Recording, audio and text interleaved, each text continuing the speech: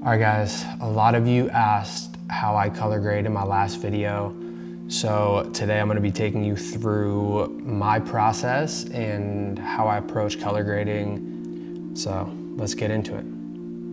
So I have my timeline here.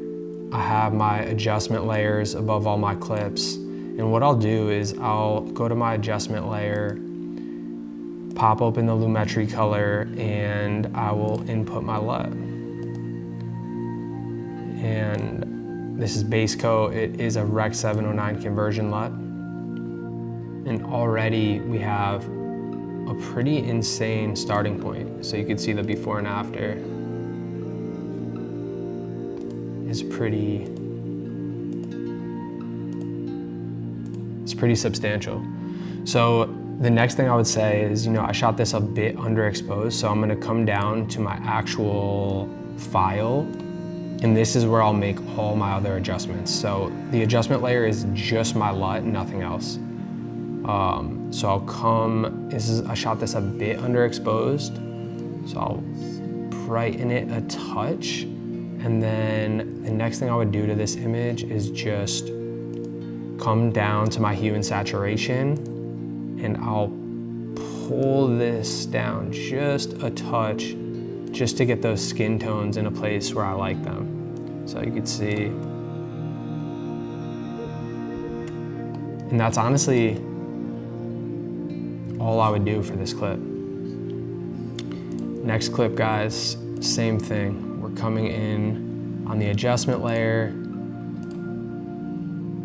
I'm throwing base coat on there, and already you're getting a pretty insane image.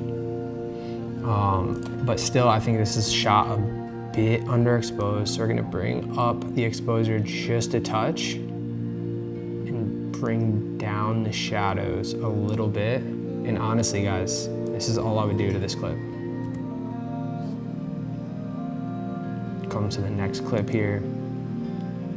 This is from a shoot with Naomi Osaka for Zico. She's a tennis player, if any of you guys are into tennis.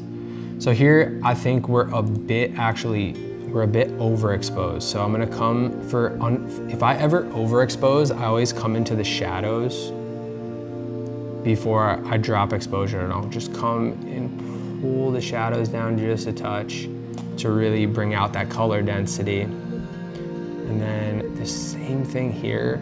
The skin tones are just a little bit too saturated for me, so I'm gonna bring that down a touch. And that's it, guys. That is all I would do to this clip. The thing about the LUT is I already gave it a look. You see like a bit more greens, it has a warmth to it, richness, color density. Those are all the things that I focused on in my colors.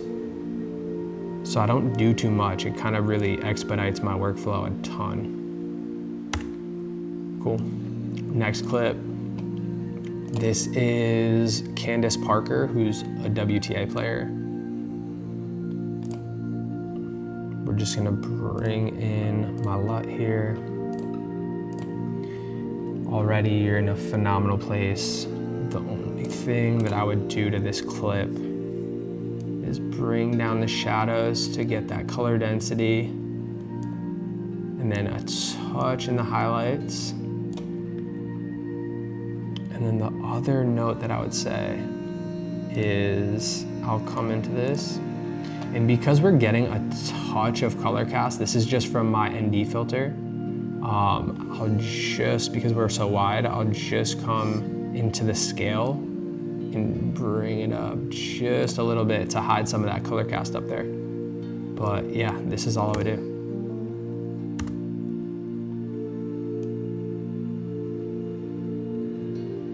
Boom. Last clip here. So with this clip, I just wanted to show you what some interior shots would look like. So this was shot inside, fully natural lit, just using some of the natural light that was coming through a window and the ambient. So you'll see here, it's a little bit on the orange side. So what I will do is bring down the shadows just to bring back some of that color density. And then same thing, I'll go to the hue versus saturation. I'll pick this orange color and I'll just bring that down until we get a really nice skin tone, just like that. And that's really all I would do. You can see the before, the LUT applied, it really gives you that rich warmth that, you know, I try to keep consistent in all my work.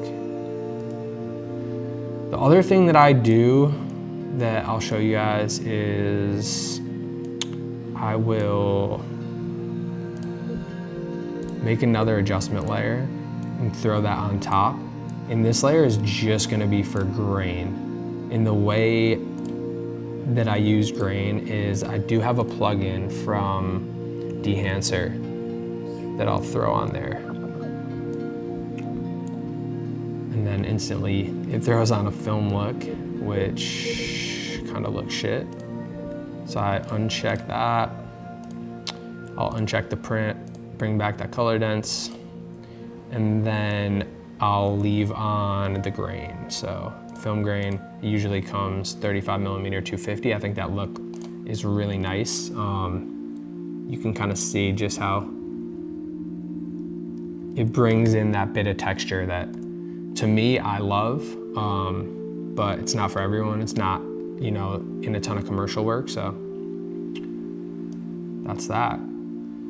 The other thing I would say too is like, this is really for the filmmaker that's doing everything. In commercial work, you know, color grading is a full career, so it's not something that I would, you know, this isn't for a colorist. This is for someone that's a run and gun filmmaker, maybe doing documentaries, doing, you know, kind of a bit of everything and needs a simple workflow. This LUT has worked great for me. I've developed it over a long period of time, so.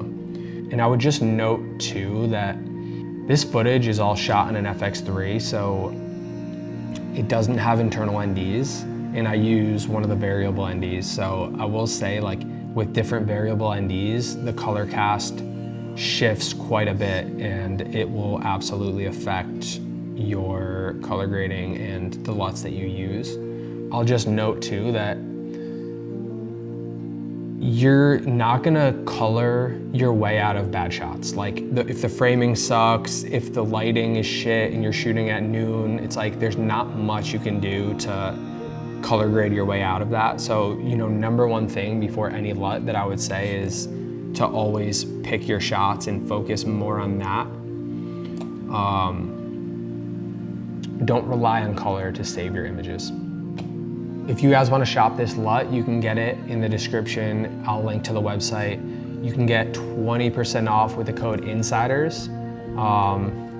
And yeah, if you guys use this LUT, let me know what you think. Let me know if you liked it, if it helped your workflow. I'd love to know, so cool. Thanks, guys.